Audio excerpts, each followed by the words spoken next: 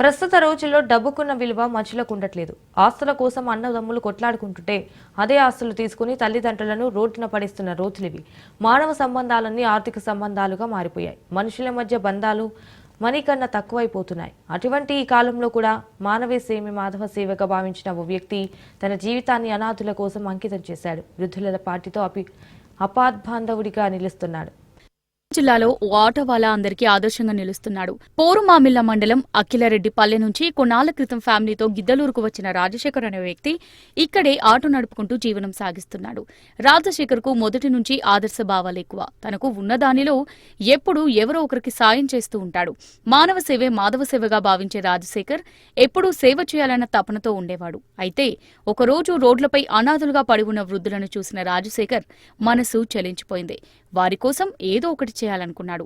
తండ్రి ఆస్తిలో తన వాటాగా వచ్చిన 2.75 ఎకరాల పొలాన్ని అమ్మి దాంతో వచ్చిన డబ్బుతో 2021లో గిద్దలూరులో సంజీవని అనాథాశ్రమం స్థాపించాడు. అప్పటి నుంచి అనాథలకు అండగా నిలుస్తున్నాడు. తన బతుకుదెరువు కోసం రోజు ఆటో నడుపుతున్నాడు. వచ్చిన దానిలో కొంత కుటుంబానికి కేటాయించి మిగిలింది ఆశ్రమం నిర్వహణకు ఖర్చు పెడుతున్నాడు. మొదట్లో ముగ్గురితో మొదలైన ఈ ఆశ్రమంలో ప్రస్తుతం 15 మందికి చేరింది. వారిలో చాలా మంది అనేక రకాల జబ్బులతో బాధపడుతున్నవారే. ఎక్కువగా పక్షవాతంతో బాధపడుతున్న వారే ఈ ఆశ్రమంలో కనబడతారు. అయితే వారందరినీ రాజశేఖర్ కంటికి రెప్పలా చూసుకుంటాడు. వారికి అన్నం వండి పెట్టడానికి ఆయాను ఏర్పాటు చేయడంతో పాటు అవసరమైన మందులు తెచ్చిపెడుతుంటాడు. వారికి ఎలాంటి ఇబ్బంది ఉన్నా వెంటనే ఆసుపత్రికి తరలించి చికిత్స చేయిస్తాడు. అవసరమైన వారికి ఫిజియోథెరపీ చేయించడంతో పాటు తాను కూడా వారికి రకరకాల సేవలు చేస్తూ వారితో టైం గడుపుతుంటాడు. ఎక్కడైనా మతిస్థిమితం లేనివారు, అనాథలుగా మారినవారు కనబడితే ఇక తన ఆశ్రమానికి తెచ్చి వారికి అన్నీ తానే చూసుకుంటాడు. రాజశేఖర్ గారు సార్, ఈయన మాకు అన్ని విధాలుగా సహాయం చేస్తున్నాడు. ఆటో తోలుకొని ఆ డబ్బులతో మాకు ఏ కొరత లేకుండా బాగా చూసుకుంటున్నారు సార్.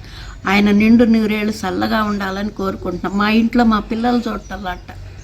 అసలు కోడళ్ళు అయితే సీదరించుకుంటారు పని చేయకపోతే. నాకు 2 మోకాళ్ళు నొప్పులు సార్, సరిగ్గా నడవలేదు. ఆయన అయితే సేవలు చేస్తున్నాడు. ఫిజియోథెరపీ కూడా చేశారు సార్. మాకు వేడిగా అప్పుడప్పుడు వండి పెట్టడము, వంట చేసే ఆమె కూడా చాలా మంచి మనసు సార్. ఇక ఆశ్రమంతో పాటు సంజీవిని ఎడ్యుకేషన్ గురుకుల స్వచ్ఛంద సంస్థను కూడా స్థాపించాడు. దీని ద్వారా 10 మంది పిల్లలను చేరదీసి చదివిస్తున్నాడు. వారికి రోజు 3 పూటల భోజనంతో పాటు అవసరమైన వాటిని అందిస్తున్నాడు. రాజశేఖర్ నిరుపేద కుటుంబంలో పుట్టడంతో చదువుపై ఆసక్తి ఉన్నా స్తోమత లేక చదువుకోలేకపోయాడు. తన చిన్నతనంలో కుటుంబ ఆర్థిక పరిస్థితులు బాగోలేక కొన్నిసార్లు తినడానికి కూడా ఏం ఉండని పరిస్థితులు చూశాడు.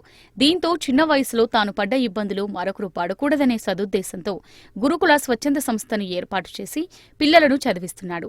సార్ ఆటో తోలుతూ బాగా మమ్మల్ని చూసుకుంటున్నారు. ఆయమ్మ బాగా మంచి ఫుడ్ పెడుతుంది, మాకు కావాల్సినవి చేసి పెడుతుంది. బాగా మమ్మల్ని చదివిస్తున్నాడు సార్. బాగాలేనప్పుడు హాస్పిటల్కి తీసుకొస్తాడు.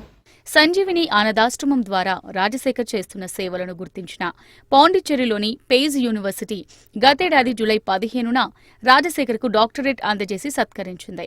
వివిధ ఫౌండేషన్లు కూడా ఇతను చేస్తున్న సేవకు అవార్డులు అందజేశాయి. అయితే మొదట్లో తక్కువ మంది ఉండడంతో రాజశేఖర్ సంపాదించిన డబ్బులు సరిపోయేది కాదు. కానీ ఇప్పుడు వృద్ధులతో పాటు చిన్నారులు కలిపి 25 మంది వరకు ఉండడంతో ఆశ్రమం నడపడం కష్టమవుతుంది. కొంతమంది దాతలు అప్పుడప్పుడు సాయం చేస్తున్నప్పటికీ నెలకు 50,000 వరకు ఆశ్రమంకు ఖర్చవడంతో ఆర్థికంగా ఇబ్బంది పడాల్సి వస్తుంది. తనకు తోడుగా ఇంకెవరైనా సహకరిస్తే ఆశ్రమాన్ని మరింత మెరుగ్గా నడుపుతానంటున్నాడు రాజశేఖర్. మా ఆశ్రమంలో 15 మంది వృద్ధులు ఉన్నారు. వారి బాగోగులన్నీ మేమే చూసుకుంటాము. హాస్పిటల్ కానీ వాళ్ళ మందుల విషయాలు కానీ 3 పూట్ల అన్నము, వాళ్ళు కాల్చున్నటువంటి సోప్స్ ఇటువంటివి. వారిలో అందరూ మానసికంగా ఇబ్బంది పడుతున్న వారు ఉన్నారు. 10 మంది పారాలసిస్ అంటే వారి పనులు వాళ్ళు చేసుకోలేనటువంటి పరిస్థితిలో ఉన్నారు. నేను ఆటో తోలుకుంటూ వచ్చినటువంటి 10 రూపాయల డబ్బులలో ఆశ్రమానికి కొంత వచ్చేసి మా కుటుంబానికి పోషిస్తున్నాను. మేము మా చిన్నతనంలో మాకు పేదరికంగా మమ్మల్ని చదివించడానికి కూడా, మేము చదువుకోవడానికి కూడా ఇబ్బందిగా ఉందని మనసు తలుచుకొని నేను సంజీవిని గురుకుల ఎడ్యుకేషన్ స్వచ్ఛంద సేవ సంస్థకు కూడా స్టార్ట్ చేసి మా ఫౌండేషన్లో 10 మంది చిన్నారులను చేరవేసి వాళ్ళని చదివించడం జరుగుతుంది. ప్రతి ఒక్కరు కూడా దాతలు పెద్ద మనసుతో గమనించి మా ఆశ్రమాన్ని సందర్శించి మీకు తోచిన విధంగా డబ్బు సహాయం కాకపోయినా వస్తు సహాయమైనా కానీ మమ్మల్ని ఆదుకుంటారని మనస్ఫూర్తిగా కోరుకుంటున్నాను. టైం అంతా డబ్బు సంపాదన మీద పెట్టే ఈ కాలంలో అనాథల కోసం రాజశేఖర్ చేస్తున్న సేవలను అందరూ అభినందించాలి. రాష్ట్రంలో ఎంతో మంది సంపన్నులు, ఎన్నో స్వచ్ఛంద సంస్థలున్నాయి.